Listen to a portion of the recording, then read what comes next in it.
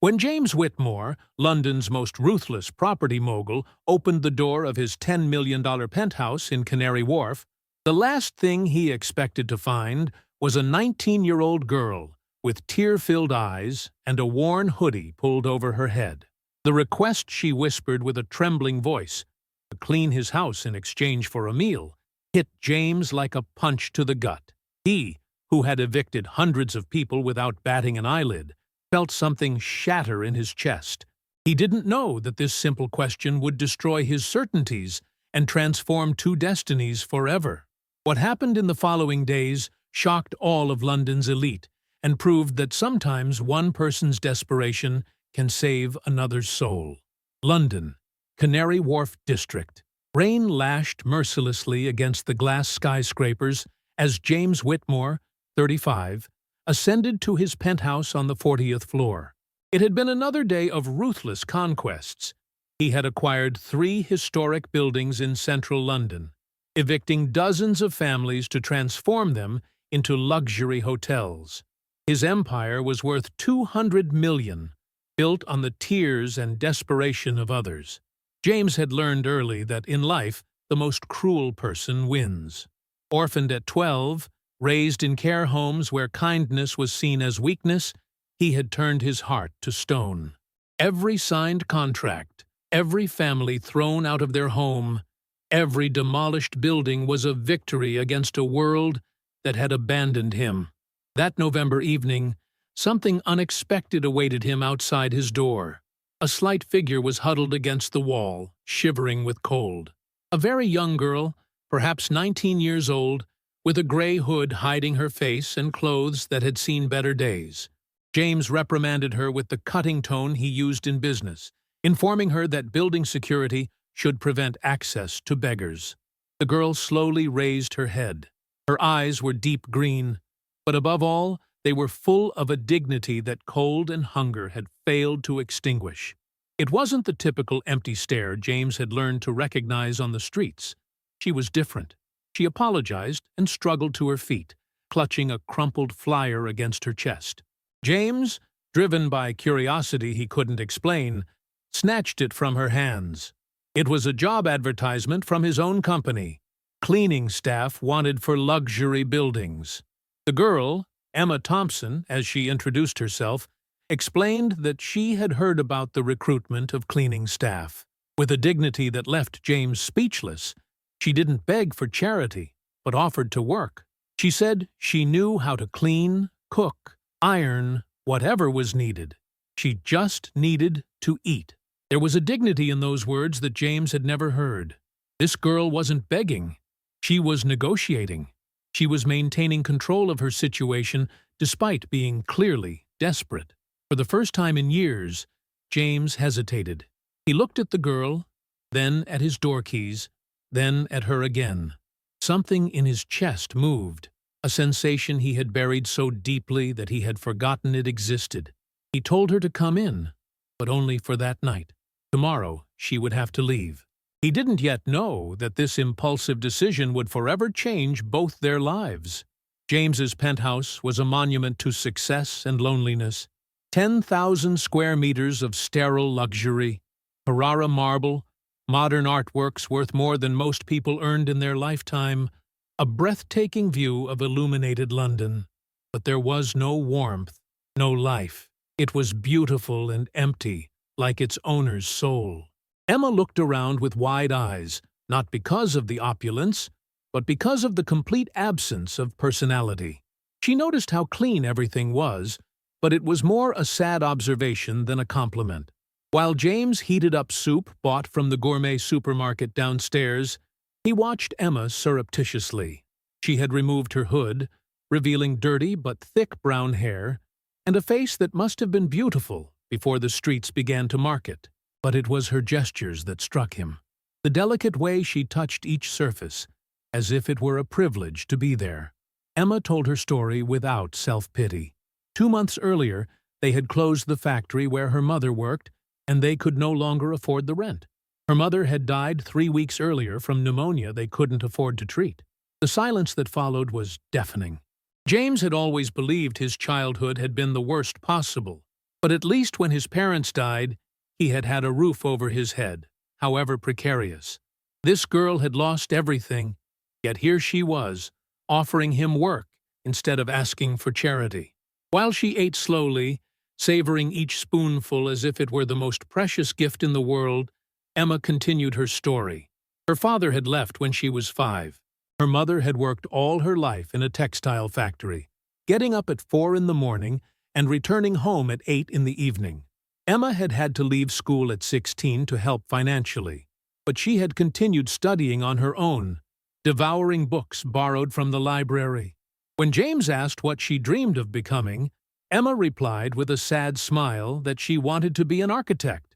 She wanted to build beautiful houses that ordinary people could afford, houses that were truly homes, not just buildings for those who already had everything. Those words pierced James like blades. Every building he had constructed in recent years was exactly the opposite: inaccessible luxury, beauty for the few, exclusion for the many. It was as if Emma had put her finger on the wound he refused to look at. When Emma called herself stupid for dreaming of changing the world, James corrected her. It wasn't stupid, it was noble, and it was the first truth he had spoken in years. Emma asked him what work he did. James hesitated, then replied vaguely that he worked in property. When she smiled, saying they did the same work, he built, she cleaned, both made the world more beautiful, James didn't have the courage to say how far from the truth she was. The following days shattered all of James's certainties. Emma didn't leave the next day, as he had decided. Not because she had taken advantage of the situation, but because James couldn't bring himself to tell her to go. Her presence had brought something to the penthouse that had never been there: real life. Emma worked with precision and care that left James speechless. She didn't just clean, she transformed. She moved a painting to better catch the evening light, arranged cushions so the environment seemed more welcoming, put fresh flowers in vases that James had always considered mere decorative objects. When James asked why she did this, Emma simply replied that it was her temporary home, and every home deserved love, even if only for a short time. James didn't know what to answer. No one had ever called his penthouse home, not even himself. But it was during the evenings that the real magic happened. Emma cooked simple dishes with cheap ingredients that she transformed into little masterpieces, and they talked about everything and nothing.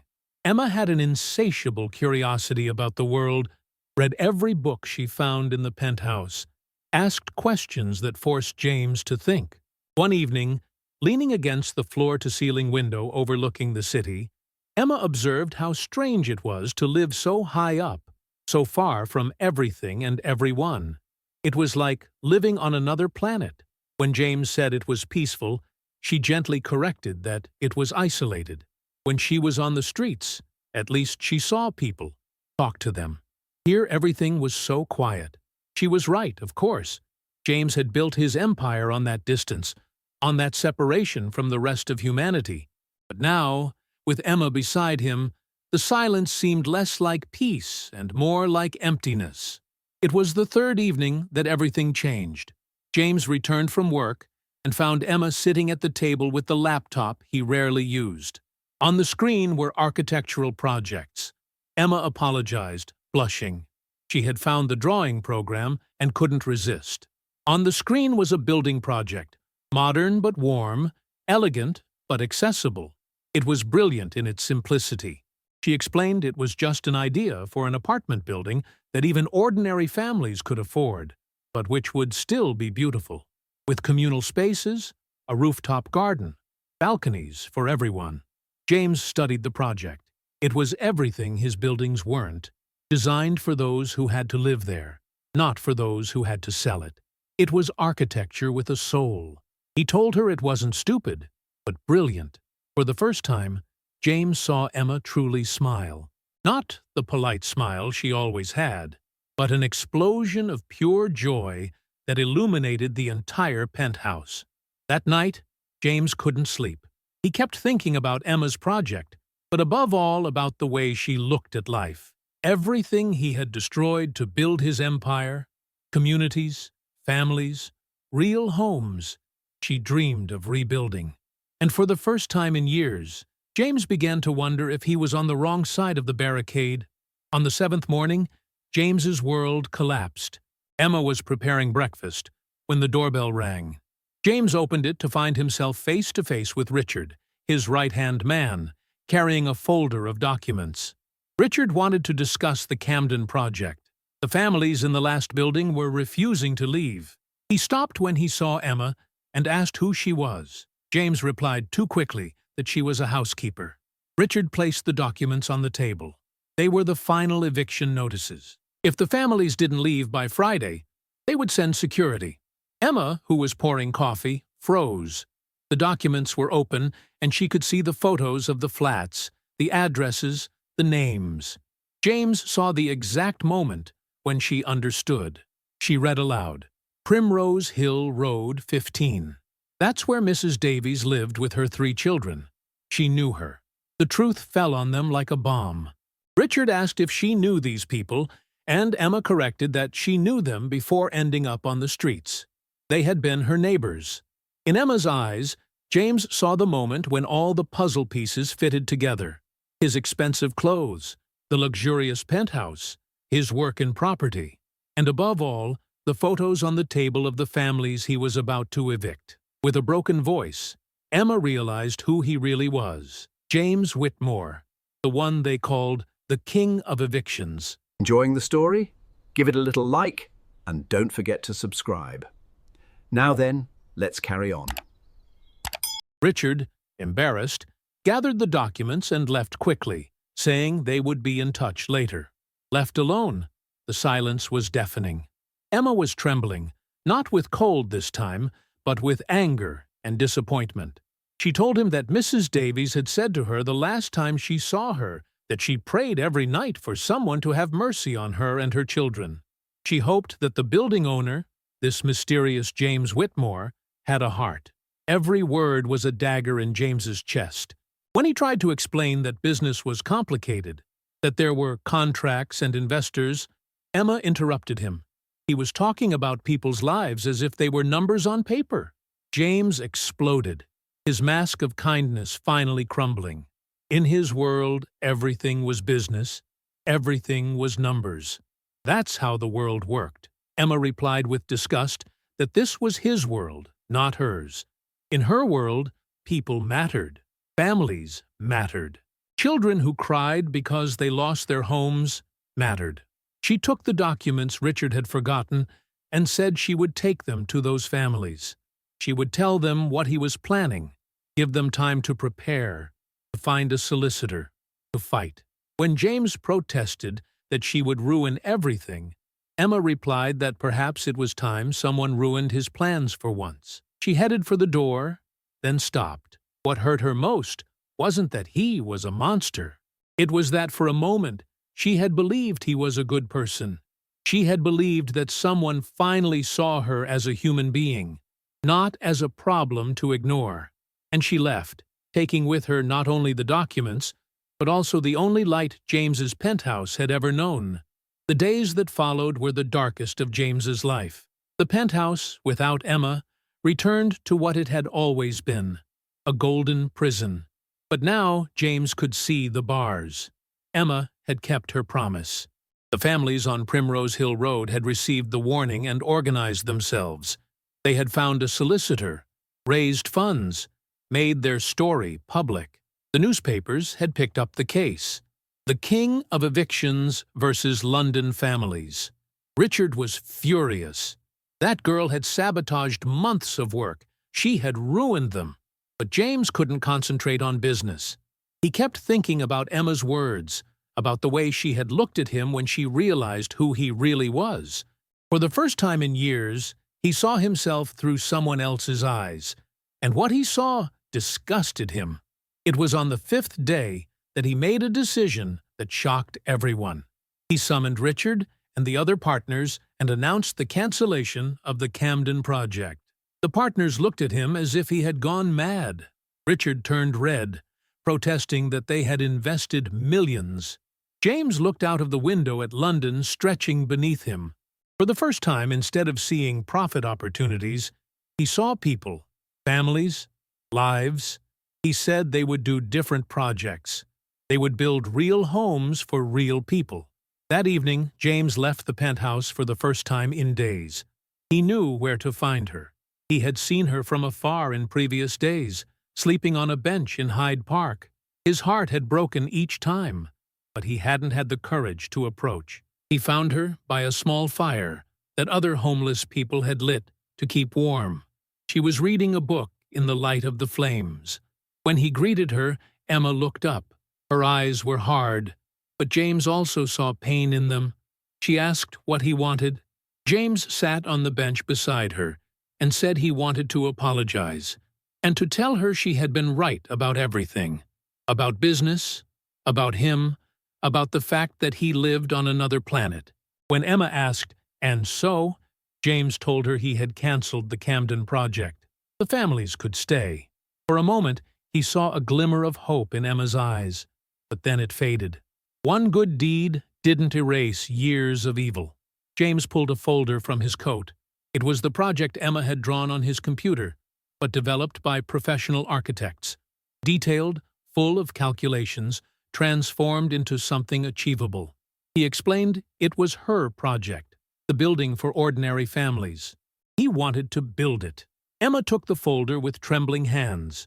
She leafed through the drawings, read the calculations, studied every detail. It was exactly like what she had imagined, only better. James had had the calculations done. It was economically viable. In fact, it could be the first of a series.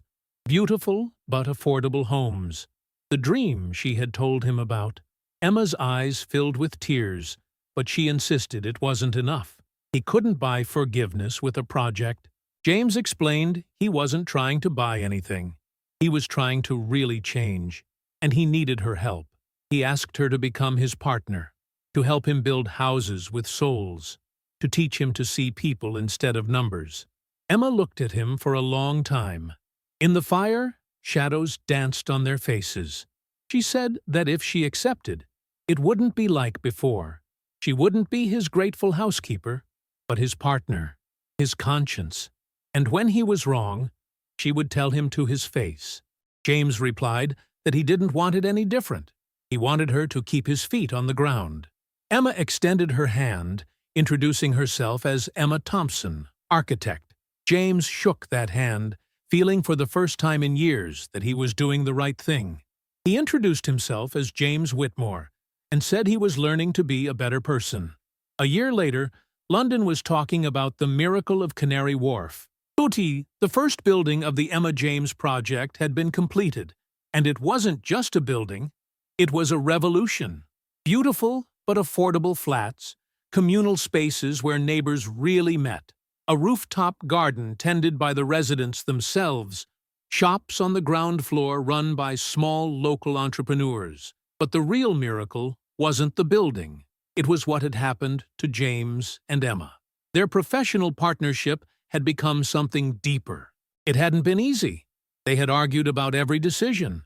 Emma had kept her promise to tell him to his face when he was wrong, and James had had to learn to put people before profit. But together, they had created something unique. One evening, while walking through the building's courtyard, Emma observed what she liked most about this place. Not the fact that it worked economically, but that it looked like a real community. The courtyard was full of children playing, adults chatting, elderly people playing cards. James looked. Mrs. Davies, the one from the photos in the eviction documents from a year before, was helping a young mother with her shopping. A group of teenagers had organized a football tournament on the small pitch they had built. An old man was teaching a child to play chess. Emma explained that this was what she meant when she talked about houses with souls. They weren't just flats, but homes where people built a life together. James's penthouse had also changed. It was no longer an isolated fortress, but a place where Emma and he planned the future. They had transformed one of the rooms into an architecture studio, The walls were covered with projects and drawings, and there was always the sound of life, animated discussions, laughter, sometimes even constructive arguments. James told her that the next day they had a meeting with the council. They wanted them to extend the project to the entire area. Emma's eyes sparkled. They could build an entire neighborhood with schools, parks, shops, a complete community. They stopped in front of the building's main entrance. On the wall was a plaque that Emma had absolutely wanted. Thompson Whitmore House, built with love for those who believe every family deserves a beautiful home. Emma confessed that sometimes she thought maybe she had to end up on the streets to meet him. Maybe they both had to hit rock bottom to understand what was really important. James looked at her. In the year that had passed, Emma had blossomed. She was no longer the desperate girl he had found outside his door, but she hadn't lost the kindness and empathy that had made her special. She had become a strong, confident woman, but always ready to extend a hand to those who needed it. When James asked if she believed that's how life worked, that sometimes they had to lose everything to find what really mattered, Emma replied that she didn't know. She only knew she was grateful for every difficult day that had brought her there. And she was grateful that he had opened that door. James confessed that he was grateful too, even though at first he thought he was just doing a favor for a homeless person. Emma asked, "And instead?" "Instead, you were saving a man who had been lost for a long time." That evening, as they returned to the penthouse, which they both now called home, James stopped to look at London from above. The city was no longer a collection of profit opportunities. It was a place full of people trying to build a life, families who deserved beautiful homes, communities that needed spaces to grow together. Emma began listing the next projects. The Camden area, where there were many families who couldn't find decent homes. Then Hackney and Tower Hamlets. James gently interrupted her to thank her. When she asked why, he replied for teaching him that you could build an empire by helping people instead of exploiting them. Emma smiled, and in that smile was all the future they were building together. She thanked him for having the courage to change. And while London glittered beneath them, two people who a year earlier had been at opposite poles of society continued to design a world where everyone could have a home, hope, and a second chance. The homeless girl and the ruthless millionaire no longer existed. In their place were Emma and James, two partners, two friends, two people who had discovered that true wealth isn't measured in pounds, but in changed lives, built communities, and transformed hearts. If this story has touched your heart and made you believe in the power of second chances, smash that like button. Tell us in the comments, do you believe people can truly change? Have you ever helped someone in need or been helped during difficult times? Subscribe and hit the notification bell for more true stories that prove humanity and kindness can still change the world. Share this story with someone who needs to believe that even in the darkest moments, a door can open and change everything. Remember, sometimes the person we save by saving someone else is ourselves.